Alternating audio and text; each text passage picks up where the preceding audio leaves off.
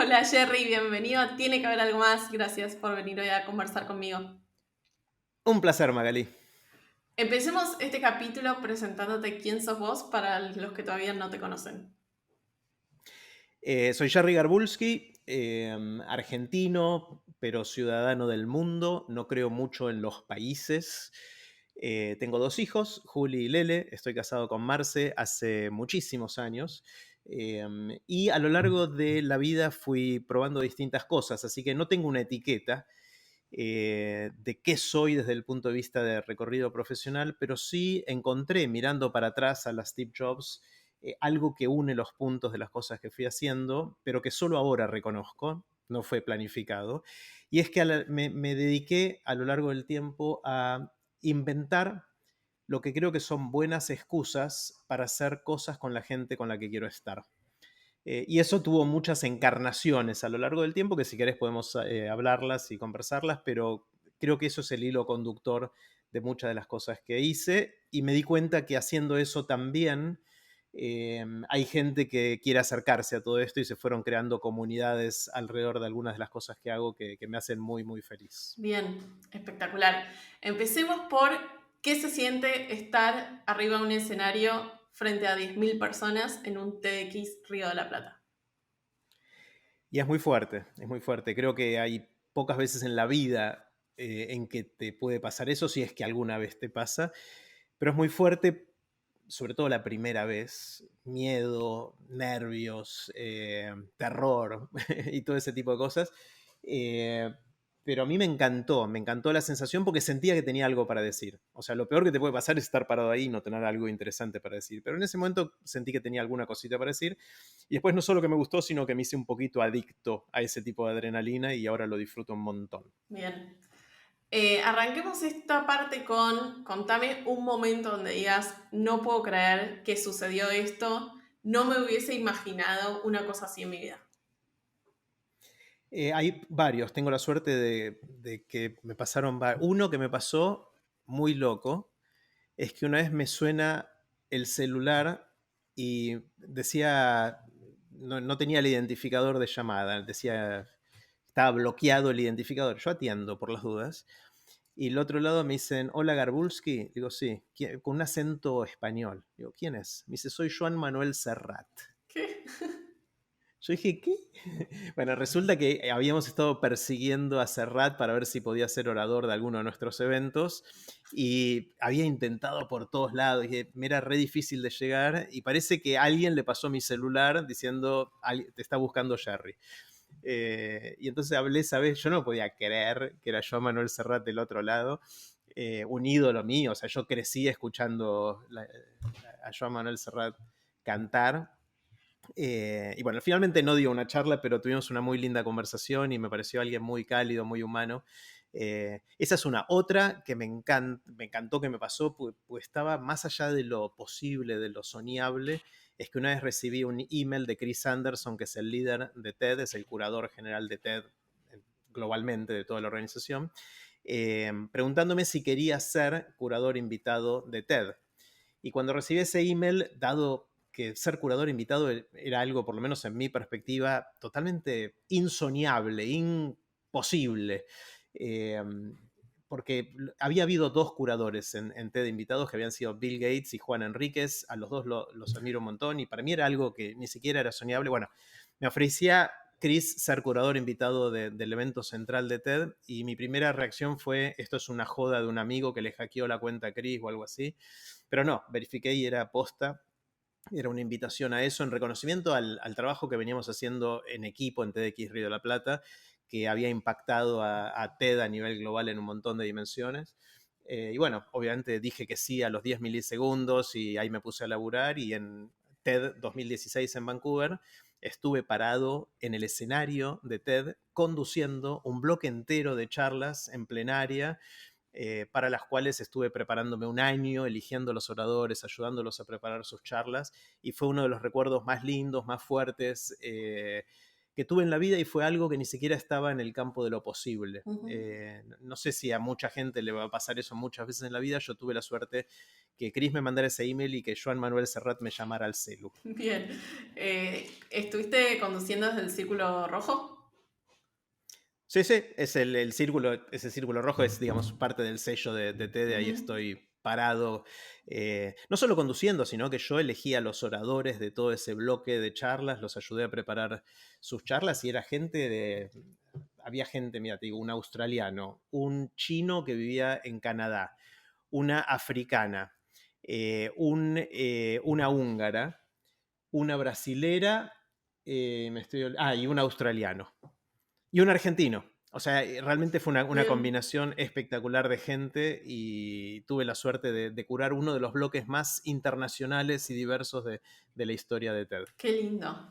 Para los que nos escuchan, muy probablemente quizás en sus ciudades hayan ido a algún TEDx, que son las licencias. Pero vos tuviste la posibilidad de ir al TED posta. Quiero saber qué Mm. se siente estar ahí. Es muy fuerte. El TED Posta, que llamás vos, es el evento central de TED, que se hace desde 1984, desde hace bastante tiempo, y que ahora se hace ya hace varios años en Vancouver, Canadá. Es un evento de una semana, son 4 o 5 días en las cuales hay 1.500 personas que conviven ahí y esas 1.500 personas están muy curadas, muy elegidas, porque un montón de gente quiere ir, pero tienen solamente esa cantidad de lugares. Y aparte es caro, es muy caro, cuesta como $10.000 ir ahí más o menos. Y es difícil de entrar, porque como mucha gente quiere ir, vos tenés que llenar un formulario larguísimo para postularte. Y las 2 primeras veces que lo completé hace 11 y 12 años respectivamente, me bocharon, me dijeron que lamentablemente no había quedado seleccionado y yo ya había decidido dedicarle mi vida a esto, así que para mí fue un Mm. bajón bastante importante. Y en el tercer año que insistí, finalmente me aceptaron, me cobraron enseguida las 10 lucas. Pero yo estaba Sí. feliz porque había decidido gastarme esos ahorros en estar ahí. Y bueno, llegué ahí y fue una experiencia increíble porque estás una semana no solo con los 100 o ciento y pico de oradores que van a dar sus charlas y que pasan la semana entera ahí, sino con esas 1.500 personas que van a... Me acuerdo, esta es una anécdota chiquitita, ¿no? Y cómo el síndrome del impostor que tuve apenas llegué fue fuerte, fuerte, fuerte. Estaba almorzando uno de los primeros días, porque te digo, desayunás con esta gente, tenés todo un día de contenidos, de eventos, de experiencias, vas a cenar, hay fiesta a la noche y al día siguiente empezás temprano de nuevo, con lo cual estás conviviendo con esta gente. Almuerzo el primer día, se sienta al lado mío una mujer y empiezo a charlar con ella. Y la típica, bueno, ¿qué haces? ¿Qué te dedicas? Y yo digo, no sé, organizo TEDx Río de la Plata y estamos viendo, no sé. Y le digo, ¿y vos qué haces? Dice, no, yo soy la CEO de un emprendimiento para mapear todos los asteroides que están entre Venus y Mercurio para ver si alguno le pone o significa algún riesgo importante para la humanidad. No, amo, me encanta. Y yo digo, bueno, o sea, ¿qué puedo hacer yo que se acerque a ese tipo de cosas? Bueno, y como eso, todo el mundo es así, ¿no? Y estás ahí una semana y vas caminando por los pasillos y te cruzas con Harrison Ford o con Bill Gates o Meg Ryan o eso por los de la farándula artística, pero después tenés científicos que reconoces y Ken Robinson y gente que ya por ahí no son tan famosos, pero para mí eran reconocidos, eran mis ídolos, porque habían dado charlas TED y yo los había visto un montón de veces. Entonces, estar ahí para mí fue para mí era Disneylandia, Ujú. era espectacular, era lo que a mí me gustaba hacer y después tuve la suerte de ir varias veces, primero pagando, pero después ya como parte del equipo y como jugando roles en la organización global de TED, como ser curador y después algunos roles más que tuve a lo largo del tiempo. Bien. Mencionaste así el pasar el síndrome del impostor, que todos los que pasan por acá siempre sale este tema. Mm. ¿Sentís, en qué momentos de tu vida lo sentiste? Todo el tiempo lo siento. O sea, ese es un... eh, o sea, uno va sacando algunas canas. Yo no tengo muchas, pero tengo unas de costado acá en las patillas. Y uno va sacando canas, pero por dentro soy el mismo pibe que estaba tirado me acuerdo en el parquet de mi habitación. Habré tenido 5 o 6 años jugando con los camioncitos Duravit o los aviones del Carabel. Me acuerdo que tenía un avión de plástico que era el Carabel. No sé, era un modelo de avión, andás a ver. Y yo estaba tirado ahí jugando y soñando. O después de adolescente leyendo ciencia ficción, leyendo a Asimov, a Bradbury, a Clarke, y soñando con cosas imposibles y no sé, yo sigo igual, o sea, yo soy ese mismo que está ahí tirado.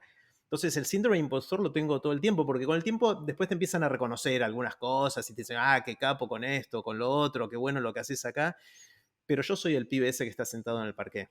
Mm, Entonces me es raro cuando, y de hecho me molesta, me siento incómodo cuando alguien me elogia por algo. Y suelo decirlo explícitamente, por favor no me elogien mucho porque no sé qué digo, gracias. Si alguien me dice qué capo que sos o ese tipo de cosas. Son situaciones que no sé cómo manejar porque me siento un impostor. ujú, Eh, Igual sé que algo de impacto hay en lo que hago y está bueno, pero tengo como esa contradicción interna todo el tiempo. ujú. Y ahora se me ocurre, bueno, habiendo hecho tu curso de hábitos en la primera camada con otros 999 compañeros, hay Ujú. algo que vi, que es que tu audiencia y la gente que forma parte de la comunidad de Aprender de Grandes, tiene como una expectativa sobre vos muy grande. No, hay un Mm. poco de como de ponerte en un pedestal de idealización que no sé qué es, que son realmente muy fans. ¿Cómo te llevas vos con eso, con ese peso? Es raro porque pasa eso que decís y de vez en cuando también me pasa con alguien que me reconoce en la calle y me viene a saludar. Ayer fui a almorzar a un lugar que me gusta mucho y cuando salgo hay una persona que, o sea, me sonaba un poco la cara, pero no, me costaba identificar quién era, y me mira Y era emocionada y me Serrat. dice, ay, no lo puedo creer. Claro, más o menos. Por un segundo fui Serrat ahí. Yo fui Serrat en ese, porque ella me empezó a abrazar emocionadísima. Me dice, no sabes cuánto impactaste en mi vida, esto, lo otro. Eh, y yo me emocioné también, porque la vi a ella emocionada. Bueno, después me recordó quién era y todo eso, y charlamos un rato. Me presentó a su esposo que estaba ahí. Vive afuera y de casualidad estaba acá, y había ido a ese restaurante porque yo lo había recomendado. Bueno, un montón de cosas así. Y dijo, me salvaste durante la pandemia y en la vida y no sé qué historia más. Y es fuerte, fuerte.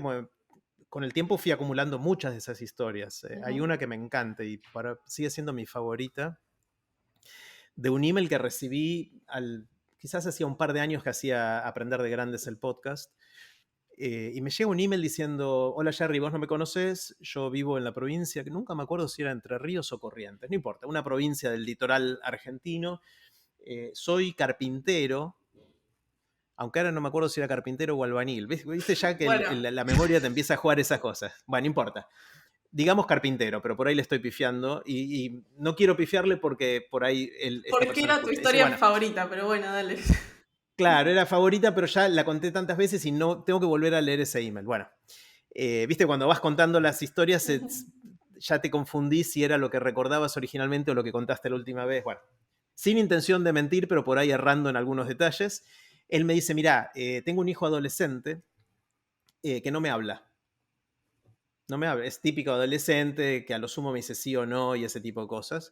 Y bueno, yo empecé a escuchar tu podcast mientras trabajo y me encanta y gracias por los contenidos, qué sé yo, pero estaba traumado con mi hijo y el otro día le pasé que escuchara uno de los episodios. Lo escucho y a la noche nos quedamos hasta tarde hablando Mm. de lo que habíamos escuchado. Y ya está, yo dije, listo, no me importan los números, no me importa nada más. Con esto, ya valió la pena haber hecho esto desde el punto de vista del impacto. Yo en realidad lo hacía porque yo lo disfruto, me gusta, pero ya con que una persona me diga eso, ya está, Ujú. ya no hay mucho más que hacer. Pero bueno, tengo muchas de esas historias y me encanta. Entonces me llevo bien con sentir que puedo ayudar. No me llevo bien con el elogio desmedido y el qué capo que sos y todo eso, porque no me lo creo y no sé qué contestar y ese tipo de cosas. Pero sí sé que a mucha gente, por lo menos me dicen, le hace bien lo que hago y eso me llena de felicidad. Bien.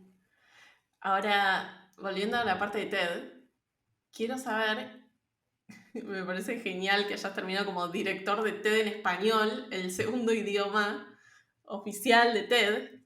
¿Cómo es ser director de eso? Mm. Bueno, ahí lo que pasó fue cuando fui primero curador del evento principal de TED, que era en inglés, obviamente todo ahí. Eh, Terminamos de hacer eso y Chris me dice, bueno, ¿y ahora qué querés hacer? Y yo le dije a Chris Anderson, quiero ayudarte a que TED sea realmente global, empezando con TED en español. Obviamente las charlas de TED están subtituladas en, no sé, 150 idiomas distintos y llegan a un montón de lados y todo eso, pero no es lo mismo que te cuenten una historia en tu idioma que leer los subtítulos mientras te hablan en inglés. Ujú. Por un lado eso. Y por otro lado, si vos no tenés gente que habla y que da su charla en otros idiomas, te estás perdiendo de un montón de ideas en el mundo. Porque las ideas no son, los artífices de las ideas no todos hablan inglés, y mucho menos como lengua materna con la capacidad de una charla TED. Y aparte, hablar otro idioma es un proxy de otro punto de vista. En el mundo tenemos un montón de problemas, de desafíos, de oportunidades, y hablar otro idioma es como mirar el mismo problema o la misma oportunidad desde otros puntos de vista. Entonces la idea es distinta. Entonces me parece que si TED realmente aspira a ser un referente global de ideas que valen la pena ser difundidas, tiene que ser global en los idiomas también, como proxy de regiones, puntos de vista, formas de ver el mundo, filosofías de vida, etc.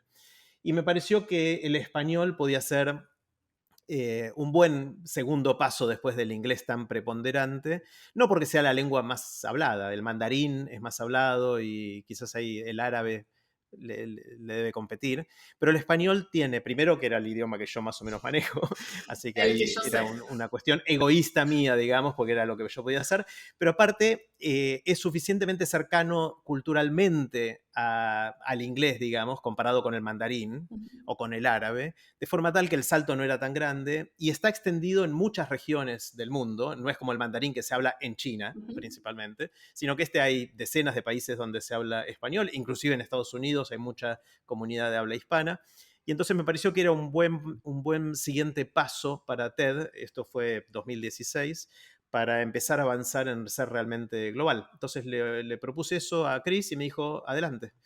Y entonces a partir de ese día tengo un título que es director de TED en español y fuimos haciendo distintas cosas, algunas muy lindas. En el 2017, al año siguiente de que fui curador, hicimos por primera vez en el evento central de TED en Vancouver uno de los bloques en un idioma que no era inglés, por primera vez en la historia de TED, y fue un bloque en español, y es ahí donde dieron su charla, entre otros, Jorge Drexler y otros más, o Tomás Araceno. O sea, realmente hubo charlas espectaculares de gente que habló Ujú.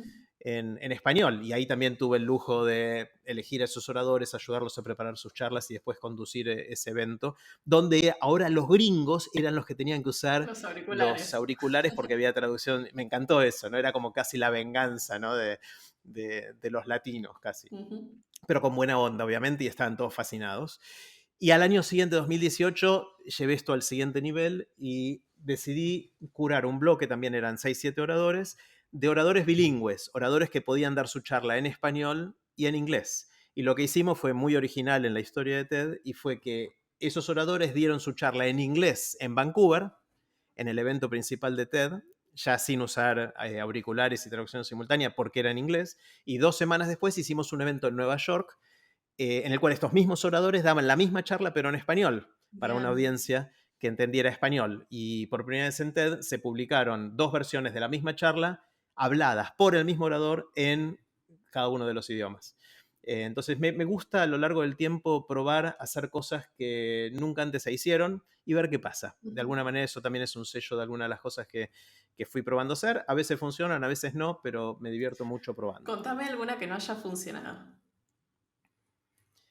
Hay un montón que no funcionaron, pero me divierte mucho igual. Por ejemplo, el año pasado se me ocurrió, no sé, en realidad no sé si no funcionó, porque no, qué sé yo, no funcionó tan bien la primera vez, pero se me ocurrió reinventar la manera en que festejamos los cumpleaños. Ok. Esto fue algo que hice, creo que fue en agosto del año pasado, de 2021, si mal no recuerdo. Todavía época pandémica, todavía no podíamos salir mucho, era difícil y todo eso. Entonces dije, todos los que cumplen en agosto, de la comunidad de Aprender de Grandes y se copen, vamos a festejar los cumples de agosto todos juntos en un Zoom masivo con un montón de gente. Inviten a los amigos que quieran que sean parte de su cumple y hagamos algo. Y hubo un Zoom que, no sé, había 500, 600 personas en ese Zoom, ya no me acuerdo del número, y de esos, ponerle 30 o 40 cumplían años. Hicimos cosas en el espíritu de Aprender de Grandes, de seguir aprendiendo durante toda la vida, de divertirnos, del respeto y de un montón de cosas más que tratamos de crear en esta comunidad, festejando el cumple de esta gente. Y estuvo lindo, estuvo bueno, pero no quizás lo suficientemente bueno como para que en septiembre lo vuelva a hacer, porque también competía con otras ideas que tenía y fui haciendo otras cosas más. Ok, Así que esta fue una pequeña idea que no diría que fue un fracaso. Quizás en algún momento vuelva a intentarlo, pero no fue de las que más me entusiasmó que hice. ok, bien. Vamos para atrás, vamos 20, 25 años para atrás, cuando todo lo que escucharon hasta ahora lo vamos a poner en pausa. Vamos a la versión Jerry físico, doctorado en el MIT en Estados Unidos, antes de que venga toda esta movida de aprender de grandes. Quiero saber qué red flags viste cuando vos estabas haciendo tu doctorado que decidiste no seguir en el camino de la academia. Bueno, red flags supongo que decís señales de alarma, algo así. Una de las Sí. cosas que como director de TED en español especialmente, soy muy sensible al uso de inglés cuando no es absolutamente necesario. Entonces yo a veces lo hago también y mea culpa y me hago cargo, pero entonces trato de subtitular o traducir cuando se nos escapan las palabras en inglés. Señales de alarma. A mí lo que me pasó, o sea, como vos decís, tuve la suerte de hacer un doctorado en MIT.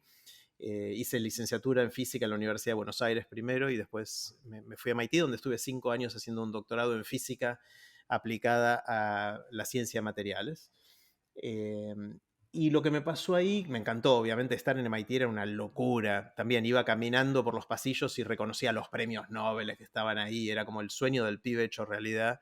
Y estuvo espectacular, aprendí un montón, la pasé bárbaro.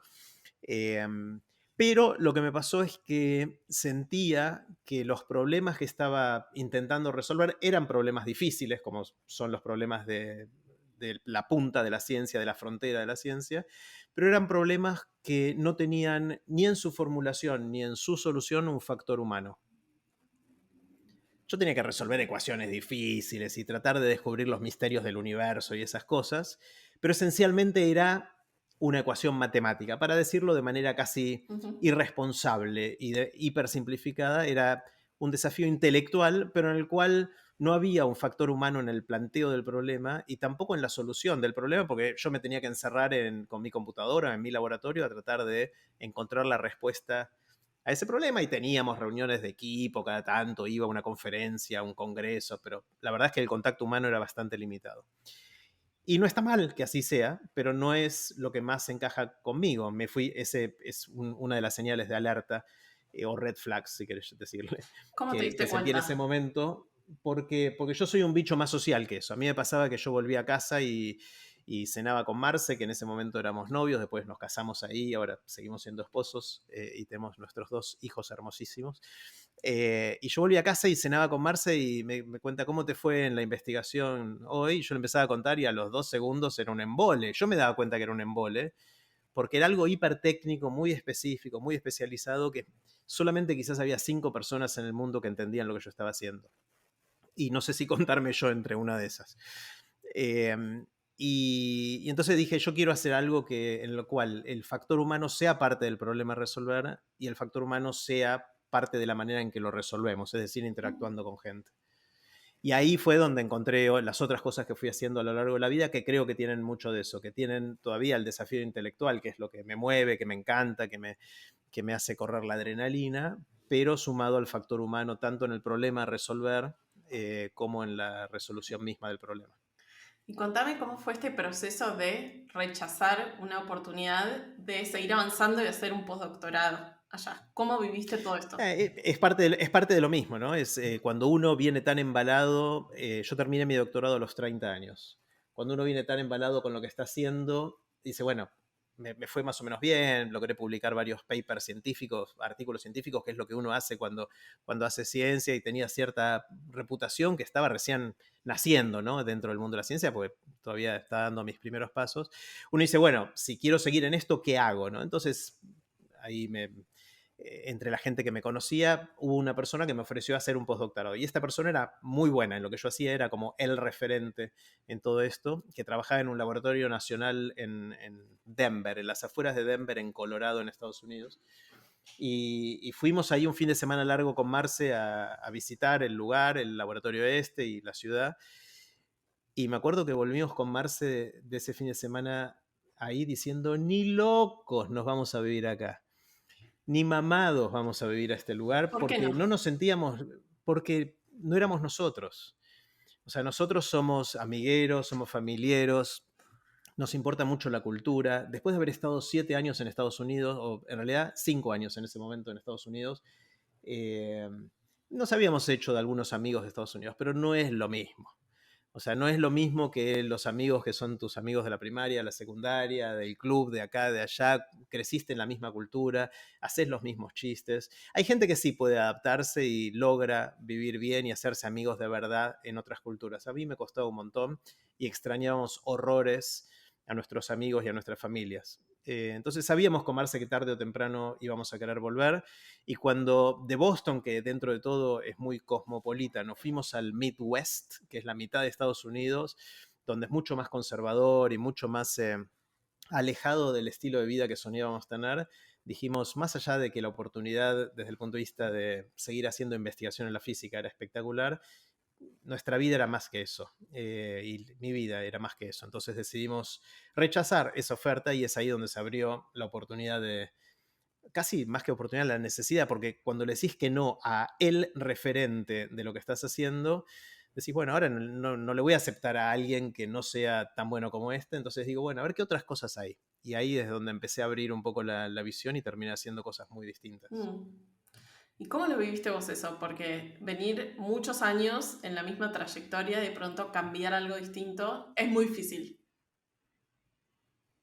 Mucho terror. O sea, ahora es una historia que puedo contar y suena linda, pero en el momento estaba cagado en las patas. O sea, estaba realmente con mucho miedo. Mi principal miedo era que iba a estar echando por la borda lo que había hecho durante mis primeros 30 años de vida, con una dedicación y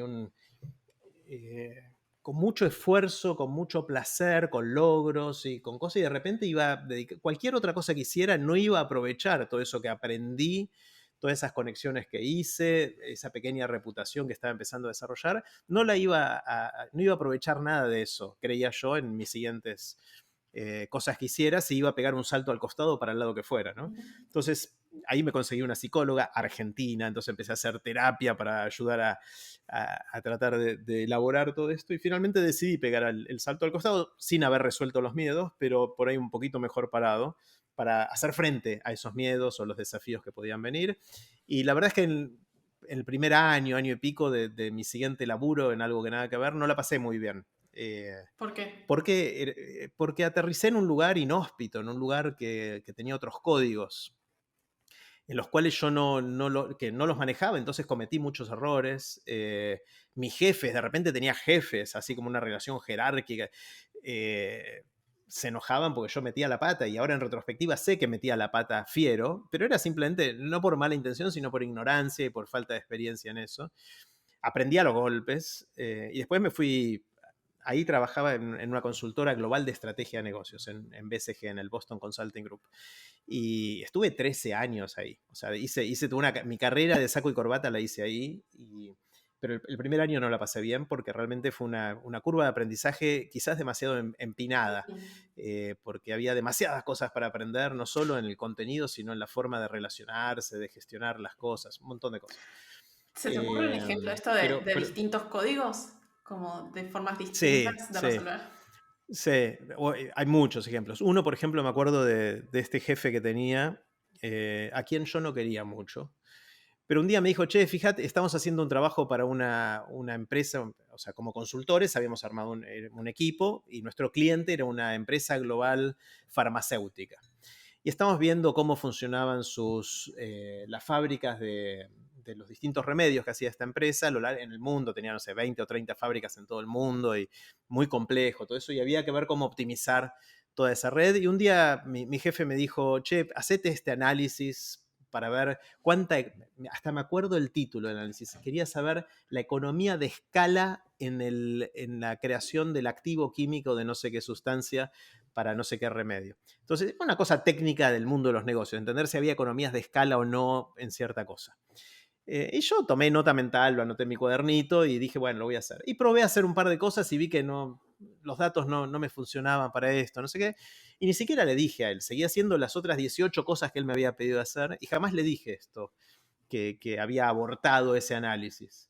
Y un día antes de que tuviéramos que hacer la presentación al cliente de los resultados de lo que habíamos hecho, me dice, ¿y Jerry, qué te dio la economía de escala de esto? Y yo hasta me había olvidado de eso. Y cuando le dije que no lo hice, literalmente me cagó a puteadas gritando en la oficina donde estábamos delante de todo el mundo, porque como no le había dicho yo a él, yo cometí el error de no haberle dicho a mi jefe que no iba a hacer eso porque la razón que fuera, no teníamos los datos o no funcionaba.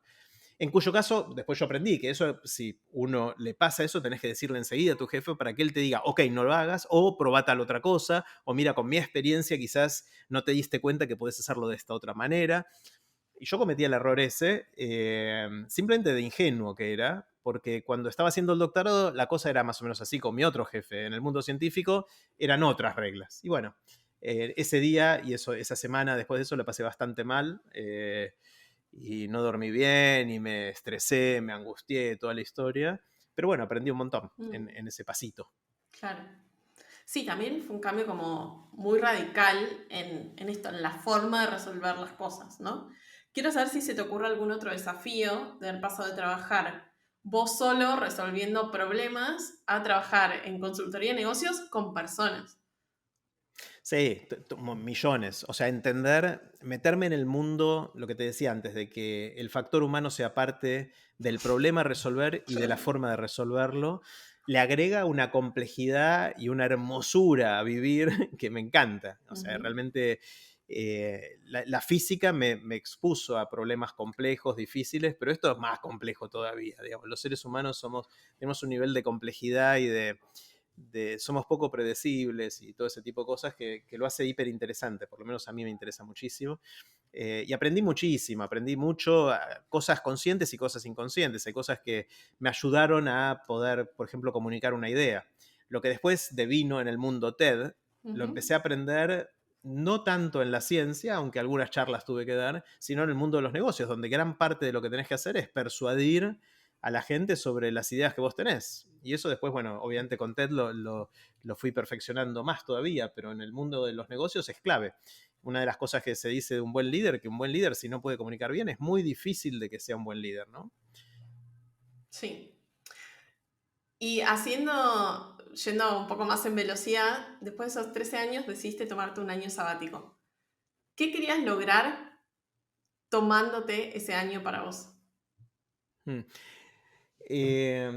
Primero estaba, cuando trabajé en BCG, trabajé mucho, trabajé muchísimas, o sea, 16 horas por día de lunes a domingo durante 13 años.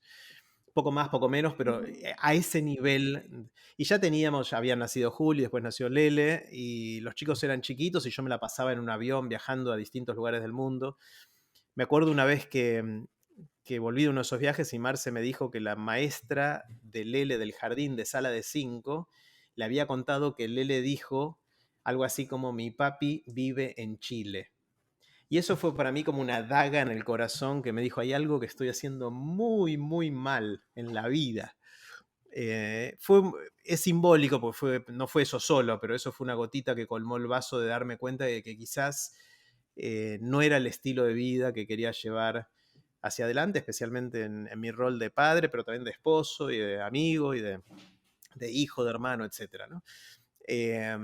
Entonces ahí me empecé a replantear eso. Y una de las cosas que me di cuenta a lo largo de la vida es que a veces es muy difícil pensar en hacer algo nuevo cuando estás tan metido en lo que estás haciendo, ¿no?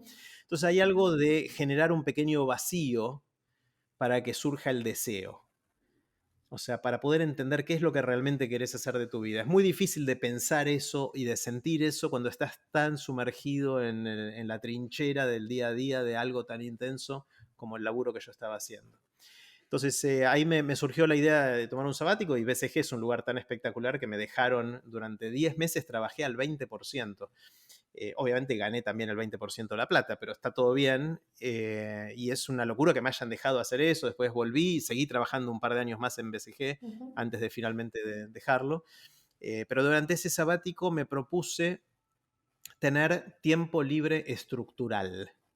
A Porque lo que me ver. pasó es cuando estaba por empezar el sabático ya me había hecho la lista de las 25.000 cosas que tenía ganas de hacer y me di cuenta que estaba pifiándole mal, que justamente la oportunidad del sabático no era para seguir haciendo un montón de cosas, sino ver cómo bajar 18 cambios y mirarme desde otro lado. Entonces tenía literalmente tiempo libre estructural y me acuerdo que lo llevaba a Julia a sus clases de magia o a Lele a natación o a lo que fuera en cada uno de los casos. Los acompañaba, estaba con ellos, pero mientras los esperaba me llevaba libros para leer. O me quedaba tomando un café con amigos o ese tipo de cosas. Cosa que es un lujo, fue un lujo hacerlo y eso me ayudó a finalmente tomar la decisión 2 años después de dejar ese estilo de vida que fue espectacular, que me enseñó un montón, que disfruté muchísimo, pero que ya estaba, que ya era hora de hacer otra cosa y ya hace 13 años dejé ese trabajo y no lo extraño nada, nada. O sea, Mm. estuvo buenísimo, no me arrepiento de haberlo hecho, pero estoy feliz de estar haciendo ahora cosas muy distintas. ¿Cómo viviste ese, como el shock de venir trabajando 16 horas por día a decir, me tomo tiempo libre? No, ese estuvo genial, lo disfruté muchísimo. Hice deporte también, aprendí, hice un curso de comedia de stand-up, cosas totalmente no relacionadas con lo que venía haciendo y como pendientes que tenía en la vida o ideas que me surgieron en el momento y me encantó, lo disfruté un montón. Y creo que fue la semilla para hacer muchas de las cosas que hice después, Bien. así que estuvo espectacular. ¿Qué tal salió el stand-up? Bastante mal. O sea, disfruté el curso, aprendí un montón, conocí gente interesante, pero bueno, hice 10 funciones en teatros ahí en la calle Corrientes, que nunca entendí por qué le dicen calles y es avenida. ¿Viste? Dicen Ujú. calle Corrientes cuando se refieren al circuito teatral. Sí. Ah, los teatros de la calle Corrientes. Pero ¿dónde? No estoy en la avenida Corrientes. Bueno, no importa. Más allá de esa disquisición lingüística, hice, creo que 10 funciones fueron más o menos en distintos teatros en el circuito de la calle Corrientes y en la mitad de las funciones me fue más o menos bien y la gente se reía. Y cuando vos haces chistes y la gente se ríe es una sensación muy, muy especial. Eh, Te sentís como el rey del universo. Pero en las otras funciones la gente no se reía y ahí te sentís lo peor que hay. Porque la gente va a reírse, pagó un ticket, una entrada, para que los hicieras reír y estás fracasando.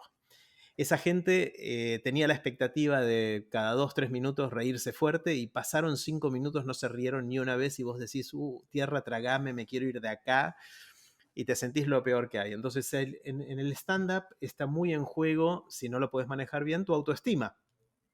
Porque no es como una obra de teatro donde hay un dramaturgo que escribió una obra y un director que te dirige y un escenario y vestuario y escenografía y todo eso y otros actores. En el stand-up estás solo y sos vos y el que habla sos vos. Por más que lo que digas no tenga que ser verdad, verdad, verdad, tiene que ser verosímil y hablas en primera persona. Y si fracasás no tenés a quién echarle la culpa. Ujú. Sos solo vos el que estás ahí y bueno, en ese caso no me sentía muy bien y me costó sostenerlo. Entonces dejé de hacer eso, pero aprendí un montón en el camino y lo que me di cuenta, después me dediqué mucho a comunicar, a dar charlas, a hacer radio, a hacer un podcast, a ayudar a gente a preparar sus charlas, que fue mucho lo que hice en los últimos 13 años. Y me di cuenta de varias cosas. Primero, la importancia del humor, donde por humor digo reírnos de nosotros mismos, ¿no? Reírse del que está hablando, no reírse de otros, sino reírse de uno, que eso suele ser, de hecho, la manera más efectiva de hacer humor también, pero más sana inclusive. Y lo otro que me di cuenta es que el humor tiene mucho que ver con las expectativas. Si vos vas a un show de stand-up, como decía, la expectativa es que la gente se ría cada 2, 3 minutos y si no lo lográs, estás fracasando. En cambio, en otras situaciones de la vida, como por ejemplo dando una charla en una empresa o no sé, en una universidad donde fuera, donde la gente no va a reírse, va a otra cosa, si de repente en 45 minutos tiraste 3 chistes y funcionaron, sos el gracioso. Entonces, de repente yo, que había fracasado tratando de hacer reír a la gente en teatros, era el orador que le ponía onda y que la gente se divertía y que la gente decía, está bueno, es re divertido, es gracioso. Y yo no me consideraba gracioso porque me comparaba con mi fracaso anterior. Pero es todo depende de la expectativa y de lo que la gente espera y lo que vos esperás de vos mismo.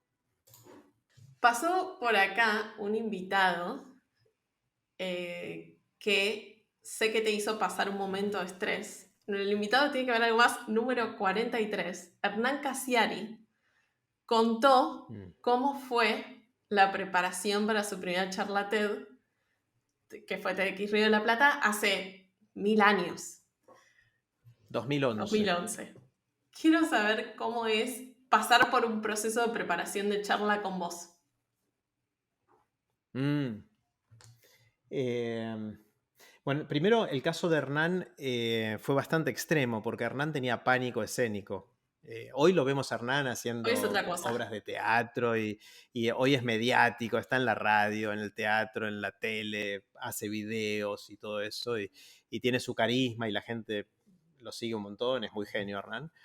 Pero en el 2011 él tenía terror, o sea, tenía terror a esto. Si vos ves el video de la charla de Hernán en TEDx Río de la Plata, que se llama Matar al Intermediario, él está, de hecho empieza su charla diciendo, cuando se me pasa el terror que siento les voy a contar algo, y bueno, lo dice.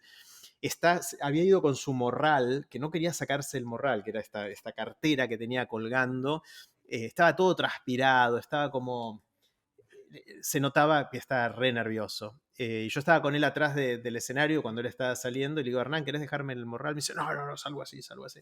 Bueno, eh, la cosa es que la charla estuvo espectacular igual, porque estaba genial la charla, más allá de sus nervios y todo eso. Y el hecho de confesar que uno está nervioso también está bueno y juega a favor si uno lo hace bien, porque la gente está de tu lado. Y si estás nervioso es porque te importa lo que estás por decir. Y eso es una buena señal. Obviamente, si te vas al extremo de que no podés hablar, entonces ahí ya se vuelve un problema. Pero en este caso estuvo muy bien. En general, ayudar a alguien a preparar una charla TED depende mucho de cada persona. El caso de Hernán, este fue un texto que preparó él y la verdad es que no ayudé demasiado en la preparación del texto de Hernán porque él es un escritor de la hostia y no hay mucho que yo pueda aportarle ahí, ¿no? Pero la mayor parte de los oradores, lo que hacemos, y no soy solo yo, somos todo un equipo de gente en TEDx Río de la Plata y en TED, que ayudamos a los oradores a preparar las charlas, es un proceso largo, intenso, de una búsqueda muy profunda. En general, en promedio, nos llevan 5 meses de trabajo intenso ayudar a un orador a preparar una charla de 10 minutos, que es el promedio de lo que duran las charlas, porque buscamos que pueda hacer algo que llegue a la gente de una manera especial y que sea importante para la persona que lo está contando. Entonces hay mucho de introspección, toda una primera etapa de lo que llamamos en la jerga interna del equipo, buscar la idea. Hasta que no nos queda claro cuál es la idea de la charla que podamos decir en un tweet, en una frase, en un título, en un párrafo, es muy difícil después articularla. Y esa búsqueda de la idea tiene mucho que ver con reflexionar sobre lo que esta persona viene haciendo con su vida. Entonces tiene algo también de terapéutico y de buscar bastante profundo. Hay muchos de los oradores, no todos, ¿no? Pero hay muchos que resignificaron a qué venían dedicándole la vida Mm. después de hacer esto.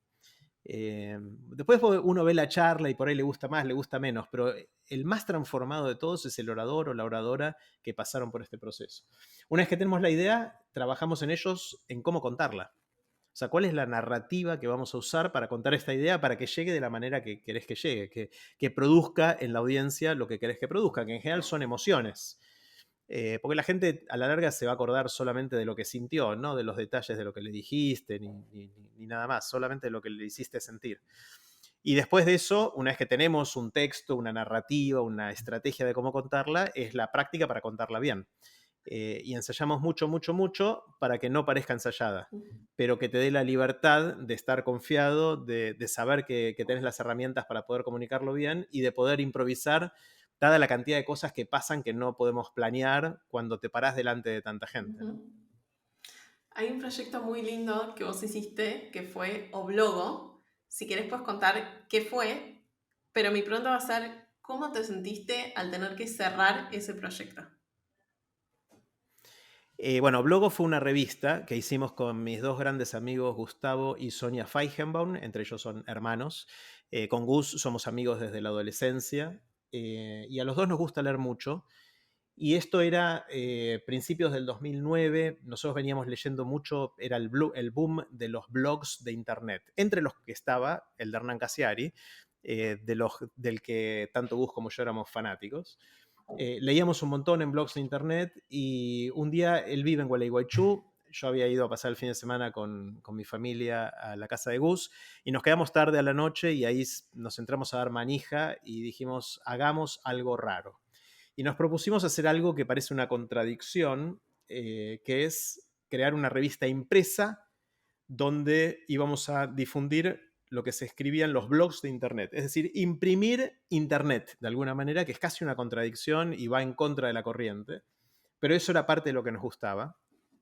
Y decidimos hacerlo bien, en el sentido de pedirle permiso a los autores y con su permiso difundir esto. Y de a poco se fue transformando Oblogo, que era esta revista de distribución gratuita, en un referente de la nueva cultura de escritores, de cuentos, de historias, de ensayos en español. De muchos, no solo de Argentina, de muchos países.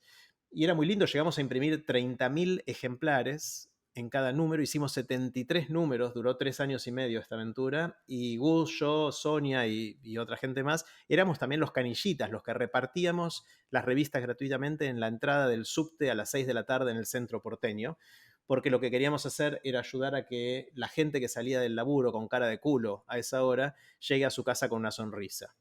Y lo empezamos a lograr, estuvo muy lindo. Y cuando lo cerramos en parte porque había cumplido un ciclo, la gente ya empezaba a tener dispositivos electrónicos y teléfonos inteligentes, entonces podía leer en el subte o en el colectivo desde ahí y no necesitaba que estuviera impreso.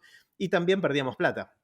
O sea, no fue un proyecto económicamente sustentable, teníamos algo de publicidad, probamos distintas cosas y no encontramos un modelo de negocios sustentable económicamente, por lo cual nos cansamos de perder plata y eso sumado a que ya no era tan necesario socialmente, decidimos con ellos cerrarlo y fue medio un duelo, pero un duelo que estuvo bien porque era lo que tenía que pasar en ese proyecto en ese momento. Aprendí un montón, leí un montón, tuvimos grandes aventuras con Gus y con Sonia y con todo el equipo. Y nos hicimos amigos, entre otros, de Hernán Casiari. O sea, ya eso valió la pena Excelente. para todo esto. ¿Sentís que fue el momento correcto o que había que matar el proyecto antes? No, estuvo bien, estuvo bien. Un poquito antes, un poquito después. Es imposible de saber, es contrafáctico. Es muy difícil de saber qué hubiese pasado sí, ¿no? Pero que yo en ese momento, por ejemplo, Hernán, cuando nosotros terminamos esto, Hernán estaba empezando con Orsay, con la revista, y nosotros lo ayudamos a hacer Orsay. De hecho, con Gus escribimos un artículo en el número 2 de Orsay. Imprimimos nosotros Orsay, los primeros 2 o 3 números, en la imprenta donde hacíamos Oblogo. Hernán publicaba en Oblogo, nosotros en Orsay, o sea, era parte como de todo el ecosistema de lo que estamos haciendo y fue muy lindo, la verdad que fue un proyecto hermosísimo. Bien. Hay otra cosa, otro proyecto que decidiste dejar que pasó en el episodio 34. Santi Bilinkis dijo que te extrañaba mucho en la columna de radio. ¿Cómo tomaste esa decisión de dejar ese proyecto? Bueno, eso fue otra cosa muy linda que hicimos con Santi durante 5 años en lo que se llamaba Basta de Todo en Radio Metro en ese momento, con Matías Martín y todo el equipo de ese programa. Hicimos una columna que salía quincenalmente, después en una época lo hicimos mensual, pero durante 5 años hicimos como 100 columnas, una barbaridad, de temas de lo más diversos. Y en parte nació porque lo habíamos invitado a Matías a que condujera uno de los eventos de TEDx Río de la Plata y pegamos onda y Matías nos dijo, che, ¿quiere hacer una columna? Bueno, terminamos haciendo la columna ahí y estuvo genial. Y lo que me pasó durante el 5.º año fue cuando lancé Aprender de Grandes, el podcast. Entonces estaba haciendo la columna de radio y el podcast, aparte de TEDx Río de la Plata, del mundo de las ideas y un montón de cosas más que estaba haciendo. Y ahí justo empezó lo de TED en español también, entonces estaba con demasiadas cosas y alguna tenía que dejar y sentía que la radio me encantaba, aprendía un montón, pero ya se empezaba a parecer a sí mismo. Entonces no tenía el mismo nivel de adrenalina y el mismo nivel de interés en seguir eso. que Santi después siguió. Santi siguió solo, este es el 6º año después de que yo me fui. O sea, yo hice 5 años con él y él creo que este es el año número 11 que está haciendo la columna, que ahora es la columna de él. Fue la columna de los dos durante 5 años y él la continuó y me encanta lo que hace, es espectacular. Pero yo estoy contento de haber dejado, primero de haberla hecho, pero después de haber dejado y de haberme enfocado en Aprender de Grandes, que empezó como un podcast, pero ahora es algo mucho más grande que eso, ¿no? Contame, de los más de 100 capítulos de Aprender de Grandes, ¿cuál fue para vos el más desafiante? Desafiante. Bueno, es difícil porque fueron 130 ya episodios y son todos con gente que yo admiro muchísimo. Primero, me siento un privilegiado que toda esta gente quiere hablar conmigo. O sea, que lo llamo y me dice, sí, dale, me prendo. Y hasta ahora todos los que dije, a todos los que invité me dijeron que sí. Hay algunos que venimos con temas logísticos porque viven lejos y todo eso y todavía no logramos agendar, pero ya lo vamos a lograr. Entonces, para mí, estoy pensando cuál es más difícil. O sea, hubo algunos con dificultades técnicas porque no lo hacíamos en el estudio, tenía que irme a otro lugar a hacerlo, estaba de viaje y todo eso. No, Entonces, pero bueno, pero eso me parece son eso puede detalles. salir mal. Sí, desde el punto de vista de contenido, ¿sabes que no? Por ahí en los primeros lo que me pasaba era que no escuchaba bien yo. Y no era porque tenía un problema de audición, tenía un problema mental, digamos, y era que estaba nervioso, estaba muy atento a cuál iba a ser mi próxima pregunta, todo eso, y con el tiempo me di cuenta que no estaba escuchando bien. Y ahora reescucho alguno de los primerísimos episodios y en algún momento mi invitado me tiró una y yo no, o sea, me la dejó picando ahí y no cabeceé y no metí el gol ese y porque tenía ya otra pregunta en mente. Entonces estaba más preocupado por pensar en mi próxima pregunta que en escuchar de verdad. Y lo que me fui dando cuenta con el tiempo es que si uno se dedica a escuchar con 100% de su atención, pero de verdad, y a callar esa voz interna que le está anticipando la siguiente pregunta, eh, la entrevista se transforma en una conversación y en una conversación mucho más interesante. Es una conversación que ya no es tan asimétrica, yo pregunto, vos respondés, sino que hay un ida y vuelta mucho más interesante y te metes en mucha más profundidad, la persona se siente escuchada, se abre más, abre su corazón, su alma, su cuerpo, su mente, todo, y terminás aprendiendo más, que es el objetivo de lo que yo hago. Entonces ahora, después de mucho tiempo, gané confianza y me siento a escuchar. Entonces yo diría que las más difíciles fueron las primeras donde todavía no le había encontrado la vuelta a esto. Sí, la práctica hace el experto, ¿no? Obviamente, el principio es duro, son un montón de habilidades que tenés que desarrollar y en una conversación las cosas pasan bastante rápido, ¿no? Como entre las preguntas que vos querés hacer, lo que el otro responde, cómo lo llevas. Sí, totalmente, totalmente. Y también me pasaba al principio que investigaba mucho más y pensaba preguntas y todo eso. Ahora no, casi no hago nada de eso. Esencialmente los episodios de Aprender de Grandes tienen una sola pregunta, que es la pregunta inicial de qué aprendiste haciendo lo que haces. Porque mi objetivo es aprender de esta gente y hacerlos brillar, y para eso nos encerramos en un estudio de grabación, los grabo todos en persona, salvo un episodio que por distintas razones grabé por Zoom, todos los demás los grabamos en persona. Tienen horario de comienzo, no horario de finalización, y apagamos los celulares, estamos encerrados, y lo único que hacemos ahí es escucharnos y aprender. Y la verdad que los disfruto un montón. Entonces hago esta primera pregunta que esencialmente es qué aprendiste haciendo lo que haces y después la conversación toma vida propia. Sobre el final hago un bombardeo de preguntas cortitas, que sí, son más o menos las mismas para todos y esas se las anticipo a los oradores, a los invitados, porque son preguntas difíciles y está bueno que lo piensen antes porque entonces la respuesta es un poquito más suele ser un poquito más interesante. Y casi todos las traen bastante pensadas, con lo cual está bueno. Pero en el medio, por ahí hablamos 2 horas, conversamos durante 2 horas sin que yo haya preparado una pregunta más. ¿Pero vos los investigás bien antes o vas No, como...? no. En realidad, si ya los admiro, los conozco. O sea, la condición para invitar a alguien es que yo lo admire. A muchos los conocía bastante, a otros los admiraba sin conocerlos tanto, pero si admiras a alguien, algo ya sabes de en qué anda, qué hace, esas cosas. No es que necesito ponerme a googlearlos, no googleé a ninguno de ellos. Eh, pero, pero sé a qué se dedican, más o menos. Entonces sé por dónde entrarle y fui ganando cancha en tratar de hacer puentes entre distintas cosas y habiendo hablado con tanta gente, una de las cosas que más me gusta y más me divierte y más me interesa es esto de encontrar relaciones entre cosas que parecen que son de mundos distintos y realmente no lo son. Claro. Sí, creo que, bueno, siempre se corre el riesgo de que haya una buena historia que no salga, ¿no? ¿Sentís que te pasó? Ujú. ¿Que no salga en qué Que sentido? no aparezca en la conversación. Ah, bueno, seguro que pasa todo el tiempo, no tengo manera de saber. Hay un montón de historias de las cuales nunca me voy a enterar, pero con que haya un par de historias buenas en cada episodio, yo ya estoy feliz. Bien. Para alguien que no te conoce, ¿en qué dirías que no, algo que no seas tan bueno? Ah, un montón de cosas, en la mayoría de las cosas. Como que, Eh, no soy bueno, por ejemplo, socialmente en situaciones de fiestas. O sea, en las cuales no hay una tarea, ujú, no hay un tema, no hay un... O sea, soy torpe, socialmente soy torpe. Desde chiquito me costaba acercarme a amigos, a las chicas que me gustaban, me daba terror y no me salía. Me sentía realmente torpe y muy consciente de mi torpeza. Y sigo siendo así. O sea, ahora lo disfrazo un poquito porque fui desarrollando herramientas y me fui sobreadaptando un poquito, pero es un esfuerzo que tengo que hacer. mm, Soy bastante más introvertido de lo que parece porque hablo mucho en los ámbitos en los que estoy, pero cuando hablo es porque tengo una pregunta para hacer o porque tengo algo para decir. Eh, me cuesta la charla informal de bar. claro, perfecto. Y vos que te reinventaste muchas veces, o sea, tuviste muchos cambios fuertes a través de los años. ¿Qué opinas sobre el concepto de la vocación? Tener una vocación Mm. así como innata. No, innata no creo que haya vocación innata. Nadie tiene una vocación. Bueno, por ahí uno o dos tienen una vocación innata, pero en general son cosas que vamos construyendo.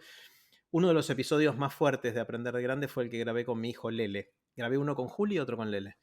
El que grabé con Lele me pegó muy fuerte porque ahí en vivo grabando, Lele me hizo ver algo que yo no había visto. Y es esta idea de que en nuestro hogar, tanto Marce como yo y Juli también, fuimos encontrando cosas que nos apasionan muchísimo y de alguna forma se vive, se respira, se siente en nuestro hogar que esto debería ser así. Y Lele no sentía que haya tenido una vocación temprana tan fuerte y él lo veía como una mochila, como una carga, como un peso que él tenía que sostener y le era difícil porque le gusta hacer algunas cosas, pero ninguna hasta ahora había sido su gran vocación o su gran pasión en la vida. Entonces yo creo que la pasión, ahora mirando para atrás y habiendo aprendido de Lele, a quien admiro muchísimo, mucho en este encuentro, siento que la vocación o la pasión por lo que hacemos es algo que surge después de haber hecho algo con mucha intensidad por mucho tiempo y con mucha entrega, dedicación y ganas de seguir aprendiendo y bancándose que algo no funciona y pudiendo sostener a lo largo del tiempo. Y a la larga, si haces algo con mucha entrega, hay chances, nadie te lo asegura, pero hay chances de que termines con pasión por eso, apasionada, apasionado por eso, y que digas, ah, mira, encontré mi vocación. Y es raro, ¿no? Porque la vocación todos dicen, bueno, es una combinación entre lo que te sale a hacer más o menos bien y lo que el mundo necesita y ese tipo de cosas. Pero yo creo que no hay algo que te sale a hacer más o menos bien de cero. Ujú. Te sale a hacer bien porque le dedicaste tiempo, esfuerzo, también tenías algunas condiciones innatas, pero el 90% fue la transpiración que le pusiste en el camino, ¿no? Y la garra que le pusiste para aprender a hacer algo. Y por suerte ahora creo que es cada vez más común que las personas seamos buenas en múltiples cosas, Mm. ¿no? Como que... Sí, pero ojo, también hay una tensión ahí, ¿no? O sea, si decimos, pegás saltos todo el tiempo por un lado para el otro, entonces cada vez que encuentres una dificultad vas a decir, ah, no, esto no, me mando a hacer otra cosa. Parece que para ser bueno en algo hay que bancársela, pues no es fácil, hay que dedicarle mucha garra, mucho tiempo, un montón de veces no te va a gustar, la vas a pasar mal, tenés que bancarte, hay que diferir un poquito la gratificación, no digo todo, Ujú. para pasarla mal todo el tiempo. Pero hay veces que tenés que hacer cosas que preferirías no estar haciendo. Y si no puedes sostener eso, va a ser muy difícil construir algo con profundidad y que de repente la gente te empieza a percibir como bueno en algo, ¿no? Sí, totalmente. ¿Tuviste vos algún momento que digas, che, estoy por tirar la toalla? Como esto está muy cuesta arriba. Eh, Que quizás después cambió, no, ¿no? más que... No tiene que ser que haya. Sí, sí. No, más que cuesta arriba. Sí, que yo con Oblogo. Oblogo, después de que probamos modelos de negocios variados, llegó un momento que dijimos, ¿sabes qué? No se me ocurre ningún otro modelo de negocio que pueda funcionar, ya probamos bastante. Y sí, tiremos la toalla en el sentido de pongámosle un cierre, que estuvo espectacular, pero se acabó, ya está. Ujú. Eh, Ahí sí. Pero en general, lo que a mí me cuesta es cuando un proyecto empieza a tener en su curva de aprendizaje, empieza a ser más chata y ya sentís que no aprendes tanto, ahí pierdo un poco la motivación. Y como me interesan tantas cosas en la vida, veo otra cosa y digo, quiero esto también y me mando a hacer eso de alguna manera, como empecé el podcast. Cuando empecé a aprender de grande, yo no tenía ni idea cómo se hacía un podcast, me encantaba escuchar podcast. En ese momento, entre el 2011, 2012 que empecé con los podcasts, hasta el 2016 que empecé con aprender de grandes, casi todo lo que yo escuchaba era en inglés, porque prácticamente no había contenido en podcast en castellano y lo que había no estaba muy bueno. Eh, y dije, bueno, me voy a mandar, voy a aprender en el camino. De hecho, el primer episodio, el sonido es horrible, se escucha mal y todo ese tipo de cosas. Y bueno, dije, lo publico igual, porque esta es la manera de ir Exacto. aprendiendo. Y bueno, por suerte rápidamente mejoró. Igual se escucha y se entiende y está bueno. Pero bueno, me gusta aprender haciendo. Totalmente. Y este me parece un buen recordatorio para quienes nos escuchan de, si vos vas a empezar a ver un podcast, no te compares con la última versión de Jerry, porque ahí está toda la evolución, ¿no? Como el hacer hace que vos mejores y no tiene sentido, sino todos empezamos de abajo. No, pero no te compares conmigo, obvio que no te compares conmigo porque no soy tan bueno, pero no te compares con nadie. Sí podés buscar inspiración en gente que te gusta cómo hace las cosas, pero me parece que lo lindo de esto es encontrar la voz propia. Y es lo mismo que le decimos a los oradores de TEDx Río de la Plata y de TED. No intentes parecerte a Ken Robinson o a otro que hayas visto una charla que te haya gustado mucho. Sí, inspirate en alguno de ellos, pero encontrá tu voz propia, porque si no tenés tu voz propia, primero no vas a ser creíble, no vas a ser auténtico. La gente no te va a creer si estás impostado y tratando de parecerte a otra persona. Y segundo, no la vas a pasar bien, porque no vas a estar haciendo lo que te sale de adentro. A veces es difícil encontrar la voz propia y encontrar tu propia identidad haciendo algo. Yo siento que en Aprender de Grandes la fui buscando y siento que estoy cómodo, aunque ahora estoy innovando bastante en el formato y de nuevo estoy rompiendo esa comodidad para tratar de encontrar una nueva voz haciendo, no sé, grabando episodios con público en vivo, con más de un invitado a la vez, con otras dinámicas, con otras cosas que están pasando que están muy buenas y que me sacan un poquito del confort de ir al estudio y grabar un episodio más con el formato, que siempre tiene su desafío, pues una persona nueva, pero ya me siento demasiado cómodo quizás en ¿Y eso. qué tal grabar con público? Me encantó, me encantó. O sea, está bueno. Ya tengo una lista larga de cosas que tengo que mejorar y que tenemos que hacer distinto, pero me la banco, igual Bien. publico. Y es muy lindo. Hicimos, la idea que se me ocurrió eh, fue una combinación que va en contra del manual del innovador, ¿no? Porque siempre que te dicen cómo innovar, elegí una variable, innova en una variable por vez, pues si no, no vas a saber si funcionó o no funcionó y a quién echarle la culpa o agradecerle que haya funcionado. Pero no, acá pateé un poquito el tablero y hice varias innovaciones al mismo tiempo. La primera es que decidí que después de haber grabado más de 100 episodios, estaba bueno porque tuve la suerte de, con toda esta gente, aprender de ellos, conocerlos más, tener conversaciones lindas, pero me pregunté qué pasaría si le ofreciera a esta gente que ya pasó por aprender de grandes, aprender de otra persona que haya pasado por aprender de grandes. Entonces lancé lo que llamé el Tinder de aprender de grandes, que esencialmente le mandé a algunos de los entrevistados, de los invitados de aprender de grandes, la lista de los demás, y le digo, decime de quiénes de estos querrías aprender, con quién te tomarías un café para que en modo aprendiz puedas absorber algo de lo que esta persona tiene para enseñarte. Y entonces busqué coincidencias en las respuestas. Es como el Tinder de aprender de grandes, viendo dónde hay coincidencias. Y armé parejitas Bien. Hubo y match. algún trío. Sí, tengo 50 parejas. Se lo mandé a 30 o 40 personas de los ciento y pico. No se los mandé todavía a todos. Y hubo 50 parejas, de esas elegí 4 y ya grabé 4 episodios en esto. El primero, no sé cuándo vamos a publicar esto que estamos grabando ahora, pero el primero ya está publicado al momento que estamos grabando esto. No sé cuándo lo publique, si va a haber más o no. El primero fue con dos genias que son Susana Galperín, que tiene 80 años y es maestra de escuela, directora, fundadora de una escuela muy exitosa, primero jardín, después primaria, bueno, una referente en la educación y una genia total, que a los 80 años nos sigue dando vuelta a todos. y la otra es Jimena Sáenz, que es cocinera, conductora de tele, de cocineros argentinos, ahora se llama Cocineros y Cocineras, un programa re exitoso en la televisión pública argentina y ahora con su propio restaurante y también una genia total de difundir el placer por cocinar, por comer y por reunirnos alrededor de una mesa. Y las dos se admiran mucho mutuamente y querían aprender de cada una de las otras. Y bueno, nos juntamos con ellas dos, hicimos un episodio entre los tres conversando con el objetivo de cada uno aprender de los otros dos. Y esa es la primera innovación. Y la segunda es que lo hicimos en un teatro con audiencia en Qué vivo, bueno. que es una segunda innovación grande. Y estuvo espectacular. La verdad que estoy feliz de las dos cosas. De nuevo, con un montón de cosas para mejorar, pero ya el comienzo es muy lindo. Bien. ¿Se te viene a la cabeza algún muy bueno o mal consejo que te hayan dado? Sí, bueno es un montón. Uno que siempre recuerdo es uno que me dio Adrián Paenza hace 25 años. Con Adrián somos muy amigos. Y Adrián me dijo, no intentes llegar a algún lado. Lo voy a decir más o menos con mis palabras, ¿no?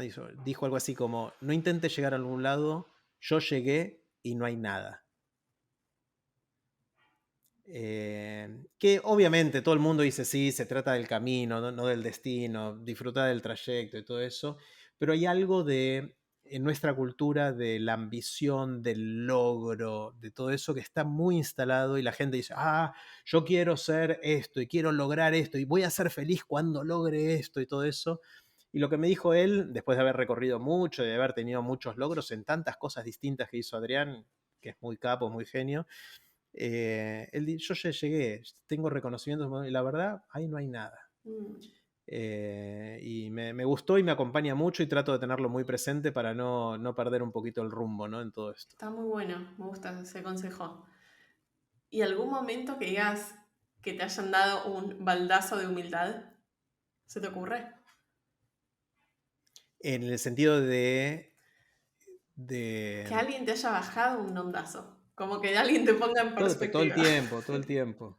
Sí. Yo hago un esfuerzo muy grande por no creérmela. En parte tampoco me gustan los elogios por eso, ¿no? Que no me cuesta mucho cuando me elogian o cuando me dicen cosas, en parte pues no me la creo. O sea, esto que te decía del síndrome del impostor, sigo sintiéndome un impostor y no digo que sea humilde porque eso no sería humilde decirlo, pero la verdad es que no me la creo. Y eh, no sé, hay tanta gente que admiro, o sea, justamente me dedico a eso, a buscar gente que admiro y hacerlos brillar a ellos. O sea, en parte, en parte lo que trato de hacer es eso, es desde ese lugar de mostrarme como soy realmente, que con ganas de seguir aprendiendo y de tener la suerte de conversar con gente que yo admiro, me parece que eso es una manera de mantenernos humildes, ¿no? El día que uno siente que ya no tiene mucho para aprender y ahora los demás tienen que aprender de mí, ahí ya está, ya sonaste. Me parece que, yo por lo menos espero nunca llegar a esa situación. Ujú. ¿Y qué se te ocurre de alguna idea o concepto que hayas estado pensando recientemente? Hay muchas cosas. Te cuento una que conversé con mi amigo Sergio. Voy a decir su apellido sin haberle pedido permiso porque es muy grosso y es Sergio Meller. Melier, se escribe con Elia. Que me dijo algo almorzando recientemente, muy recientemente, algo que yo no había pensado y que está buenísimo. Con Sergio somos amigos hace muchísimas décadas, amigos de la adolescencia, y él me dijo algo que desde el punto de vista de desarrollo de carrera nos dicen, bueno, tenés que encontrar tus fortalezas y apoyarte sobre esas fortalezas para construir un camino y todo eso. Y él lo que me dijo, trabajando él como asesor de organizaciones y de CEOs y de líderes en un montón de cosas, realmente es muy grosso en lo que hace, me dijo que la mayor parte de la gente que él asesora es gente que construyó su carrera no alrededor de lo que eran sus fortalezas innatas o desarrolladas temprano en la vida, sino a través de frustraciones, miedos, complejos, imposibilidades que tuvieron temprano y que de alguna manera trabajaron para compensar, para construir y todo eso. La gente que desarrolla mucho liderazgo, dice, típicamente tuvieron un problemita con el liderazgo en algún momento de su vida. Y ahora, y en retrospectiva, yo te lo dije antes, o sea, el hecho de yo sentirme torpe socialmente, ahora de repente conduzco conversaciones y estoy en el teatro y hablo delante de 10.000 personas. Yo de chico ni loco me hubiese imaginado haciendo algo así. Y ahora lo hago, no te diría que con comodidad total, pero con algo de destreza y sin tanto miedo y ya disfrutándolo. En parte porque sobrecompensé esa limitación que tenía y que me dolía en algún lugar.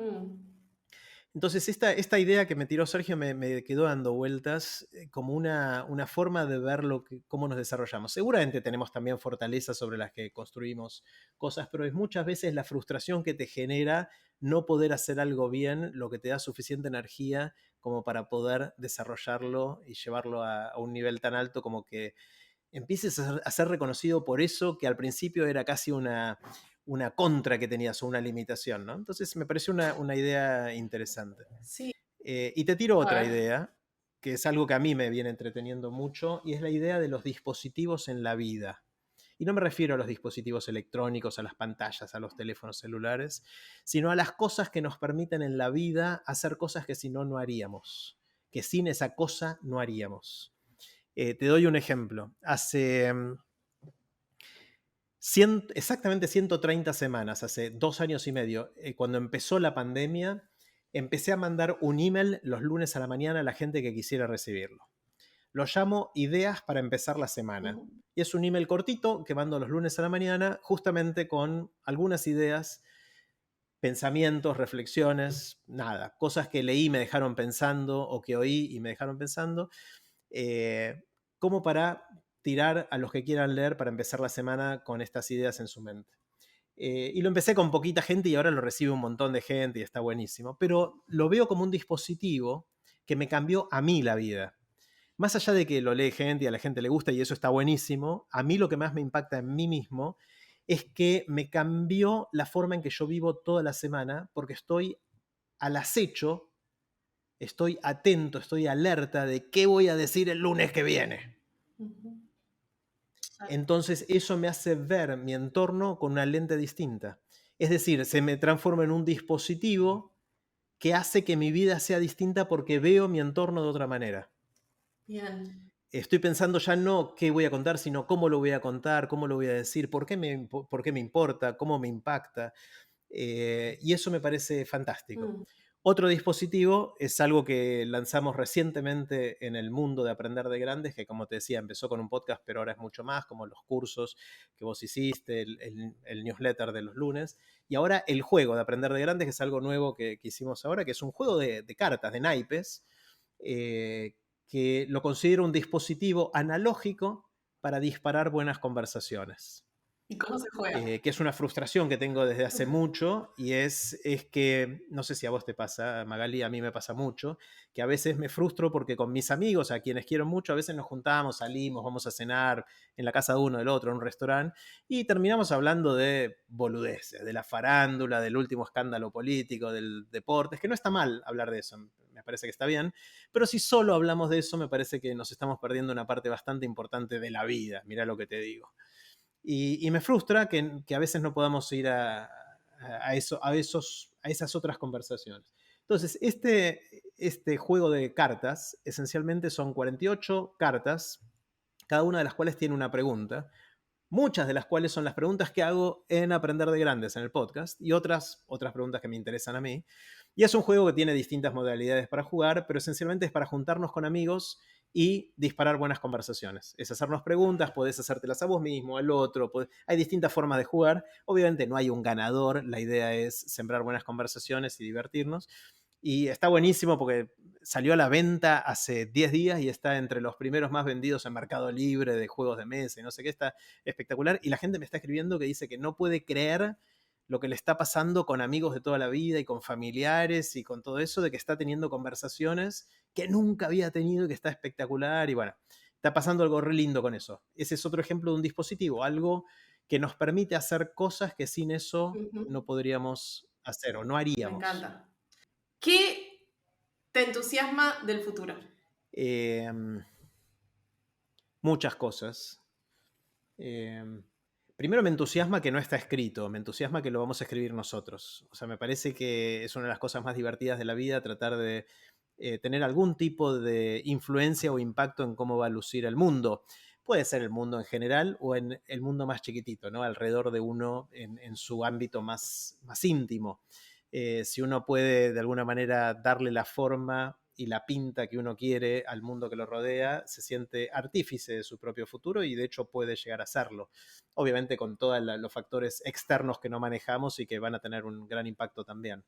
Eh, Eso me entusiasma mucho, me parece que tenemos la capacidad, por un lado, de resolver muchos de los problemas que tenemos los seres humanos, pero también la capacidad de hacernos mierda, de exterminarnos para ir a un extremo.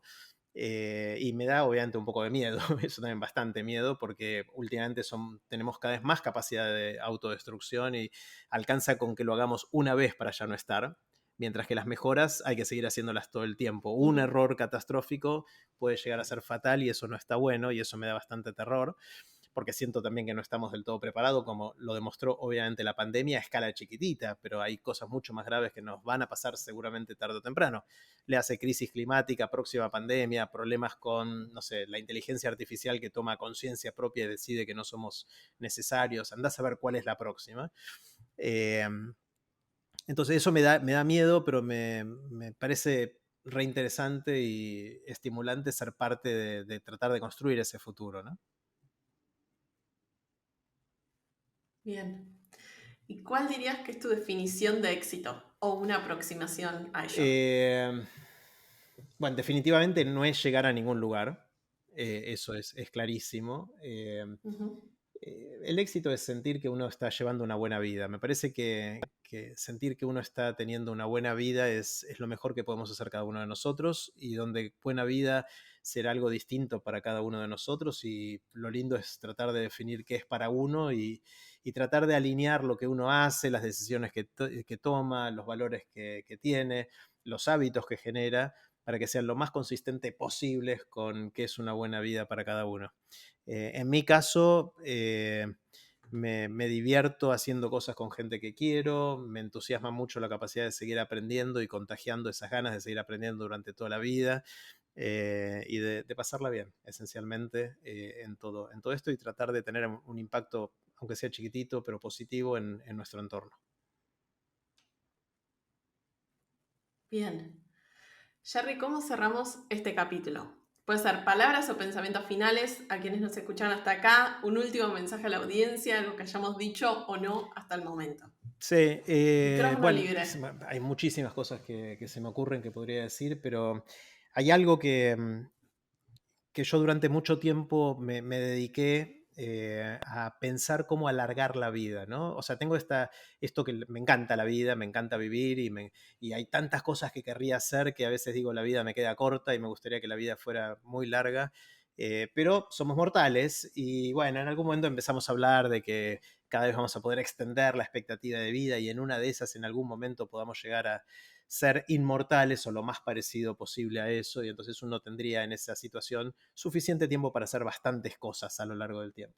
Entonces, de hecho, lo hicimos mucho con Santi, cuando hacíamos la columna nos metimos mucho en esto de la prolongación de la vida y todo ese tipo de cosas, y me dediqué mucho a ver cómo hacer para alargar la vida, hasta que me di cuenta de dos cosas. Primero, que estaba poniendo el foco en el lugar incorrecto.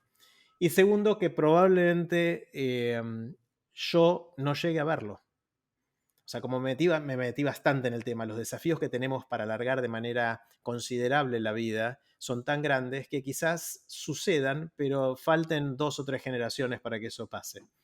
Entonces quizás lo ven mis hijos, mis nietos, mis bisnietos, pero yo probablemente no lo voy a ver, o sea que yo me voy a morir en algún momento. Que visto en perspectiva es muy a mí me bajonea bastante porque hubo, no sé, decenas de miles de generaciones de seres humanos en la historia y le pifié por un par de generaciones. O sea, por ahí por 2 generaciones o 3 no llegué a estar entre los que tengan la opción de vivir tanto como quieran. Eh, y entonces dije, bueno, si ese no es el foco y si yo no voy a estar en ese barco, digamos, ¿por qué no dejar de dedicarle tanta energía a alargar la vida y invertir esa misma energía en ensanchar la vida.